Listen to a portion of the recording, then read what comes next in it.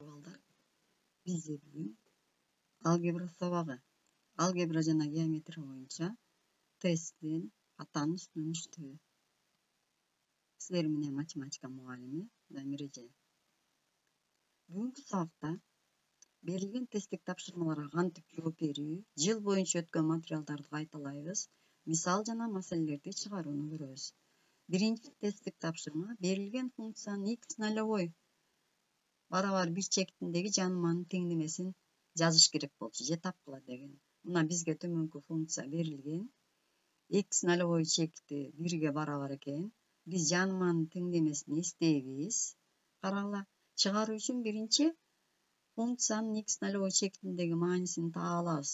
Функцияга алып барып эле 1 деген маанини койсок, мына x нолевойдун квадраты минус 2x нолевой деп, мен бул жерге x нолевой деген чекти коебуз дегенди түшүндүрүп атам. Ордуна коюп эсептесек минус 1-ге барабар экен. Андан кийин функциянын туундусун табабыз. Туундусу x квадраттыкы 2x, минус 2x-тики минус 2 эле болот. Себеби x-тин туундусу 1-ге барабар. Эми ушул чекиттеги туундунун маанисин таап коебуз. Ал үчүн бул жерге 1 деген санды коебуз. Мына x нолевойду койдум, 1ди койдум. 2-нин өзүн жазабыз, 0-га барабар экен. Эми теңдеменин ордуна эле коюп коебуз. Мынакей f от x нолевойдун ордуна f от x нолевойдун минус 1 деген маанисин койдук. 0ду койдук. Бунун ордуна дагы 1ди коймокпуз, бирок 0га көбөйткөндө баары 0 чыгат. Биякта x ордуна, x нолевойдун ордуна 1 коюлбай калыптыр.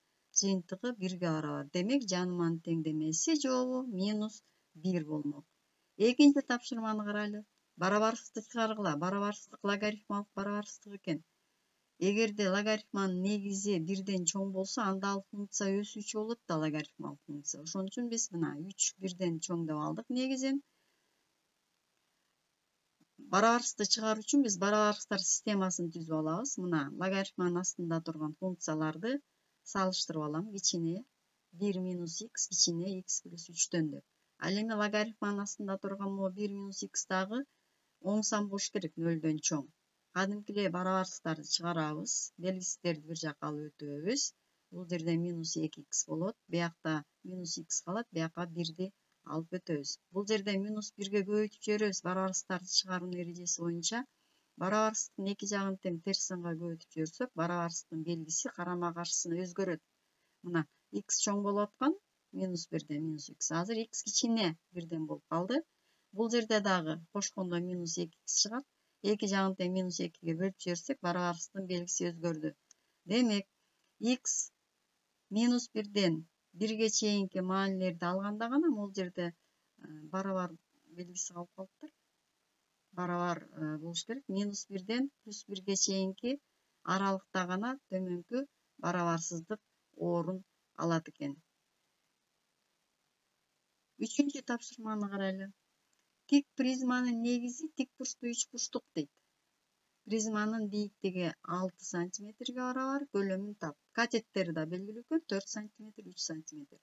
Бул маселени, геометриянын маселесин чыгаруу үчүн биз тик призманы чийип алабыз. Мынакей, ошондо бул катети 4 сантиметр, бuyагын 3 сантиметр десек, бул жер бурч тик бурчтук экенин түшүндүрөт.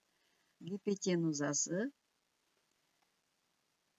көлөм тик бурчтуу тик призманын көлөмүн табуу үчүн үч бурчтуу негизинин аянты бийиктигине көбөйтүш керек. Мына S бул негизинин аянты, H бийиктиги.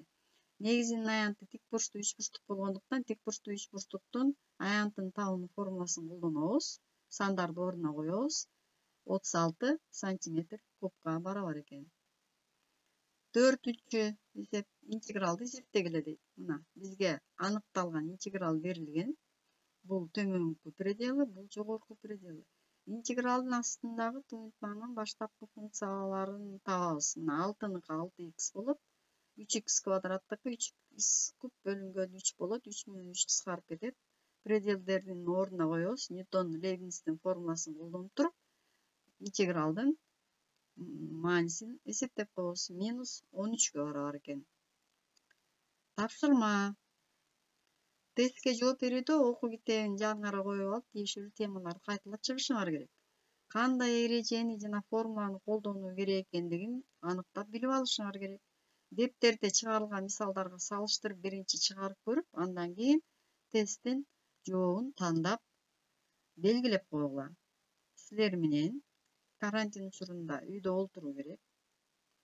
Байланыш YouTube'da Дамиреже, WhatsApp, Telegram'da жана электрондук почта менен байланышсаңар болот. Саламатта калгыла.